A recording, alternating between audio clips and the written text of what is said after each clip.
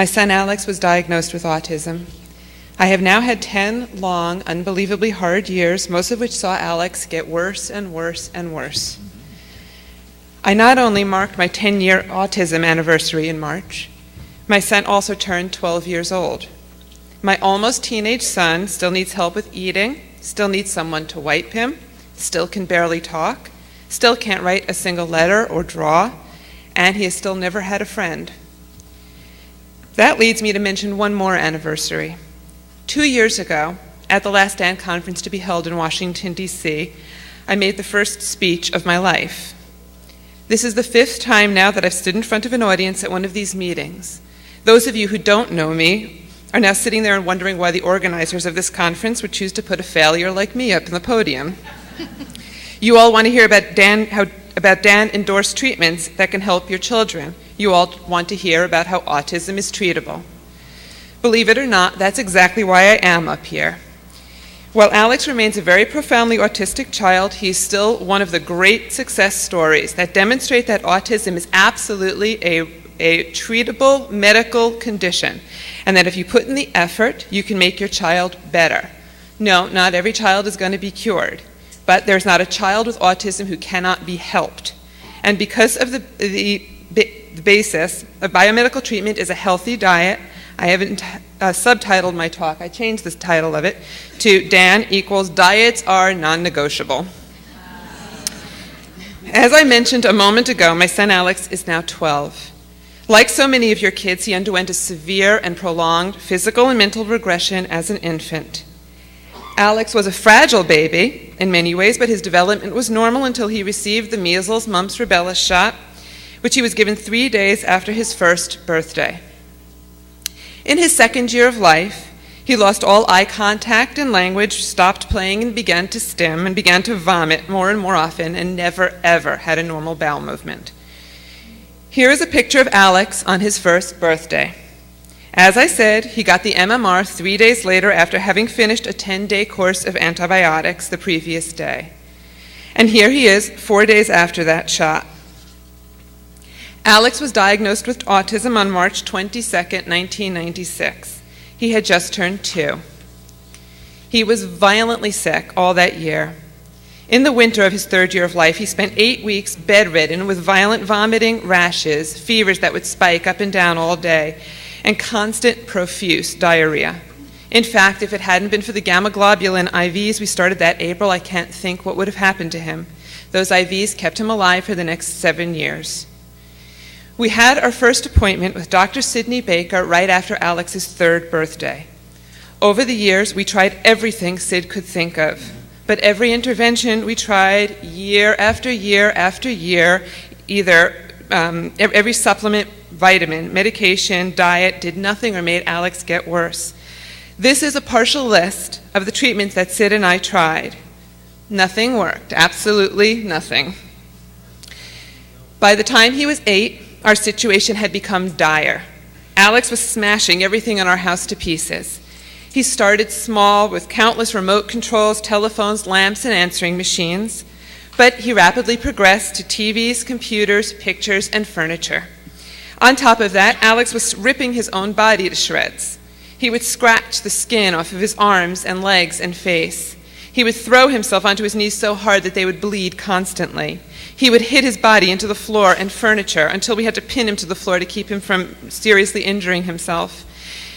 Alex isn't really verbal, so he couldn't tell me what was going on, but I knew in my heart that it was because he was in unbearable agony, and nothing I tried ever made it get better. At last, in November of 2002, I got a look at the source of the pain.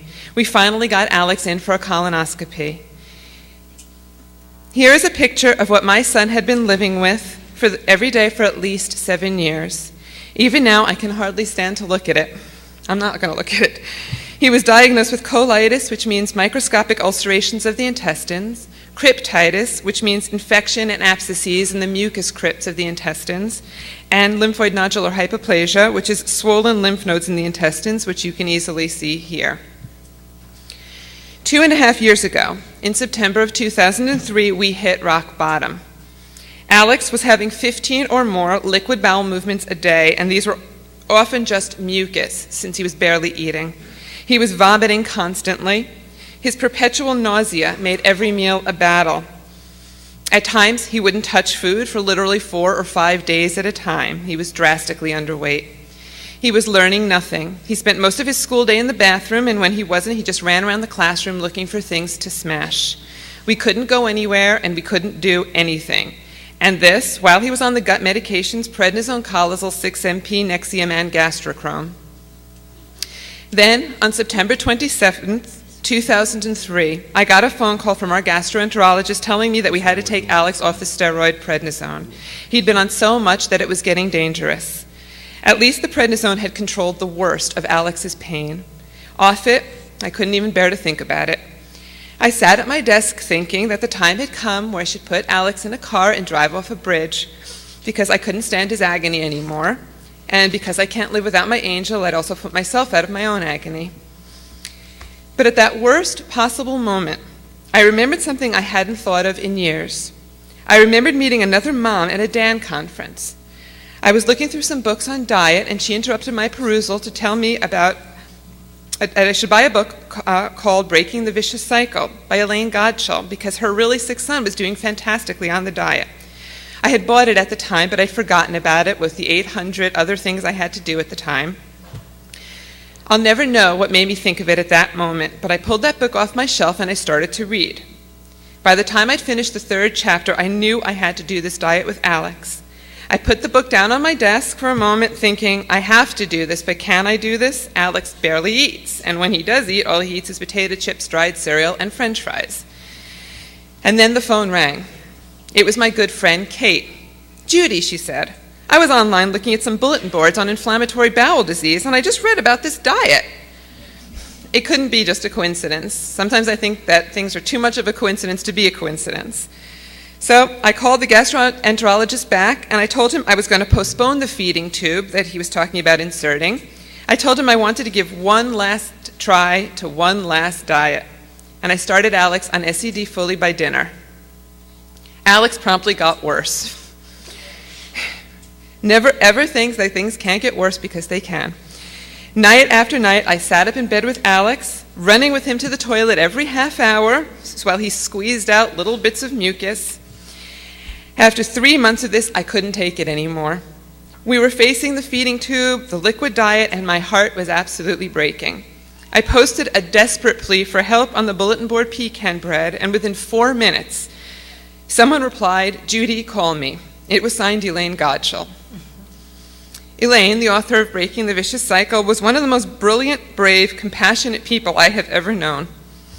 She was a true hero, fighting for 40 years against a medical colossus that refused to accept that simply the removal of complex carbohydrates from the diet could work miracles. And yet, in the middle of her fight, and at 82 years old, she still found the time and energy to help people like me and Pam one by one. I was very, very blessed to have had her friendship for 2 years before she died this past September. Without Elaine, Alex and my story would not have had a happy ending. Because of that phone call from Elaine, I did keep going with the diet, and at about 4 months on SCD, Alex suddenly went down to 4 or 5 bowel movements a day. Ever so slowly, they were becoming more and more formed. He was no longer pooping mucus, and he hadn't vomited once since we had started SCD, which in itself constituted a miracle. One by one, over the next few months, I took him off bowel medication after medication until he was no longer on any.